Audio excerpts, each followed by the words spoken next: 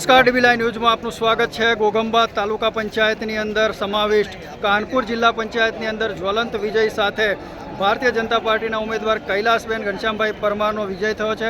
14,000 મત તેમને મળ્યા છે અને 11,000 જેટલી ભારે લીડથી તેઓ વિજેતા જાહેર થયા છે।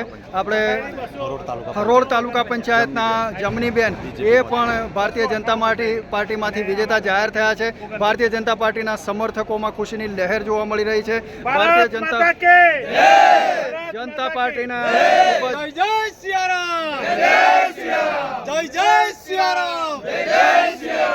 લોકપ્રિય ઉમેદવાર કૈલાસબેન ઘનશ્યામભાઈ પરમાર, જે પૂર્વ જિલ્લા પંચાયત આરોગ્ય સમિતિ ચેરમેન રહી ચૂક્યા છે અને જેઓની જીતનો પ્રચંડ દાવો કરવામાં આવતો હતો। કૈલાસબેન લોકોની અપેક્ષા પ્રમાણે જ ભારતીય જનતા પાર્ટીને જ્વલંત જીત અપાવી છે। ત્યારે આપણી સાથે સીધા જોડાઈ રહ્યા છે કૈલાસબેન। પહેલાં તો તમને ડીબી લાઈવ ઘોઘંબા તરફથી જીતની ખૂબ ખૂબ શુભેચ્છા પાઠવું છું અને જ્યારે ફરી વખત જનતા જનાર્દને તમને પોતાનો મતનો ઉપયોગ કરી અને ચૂંટી લાવ્યા છે ત્યારે કેવી લાગણી અનુભવો છો?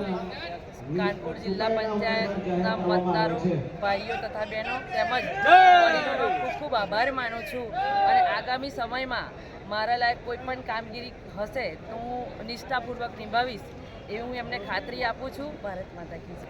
ભારત માતા કી જય। ભારત માતા કી જય।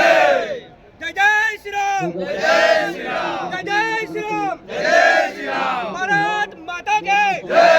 ભારત માતા કી જય।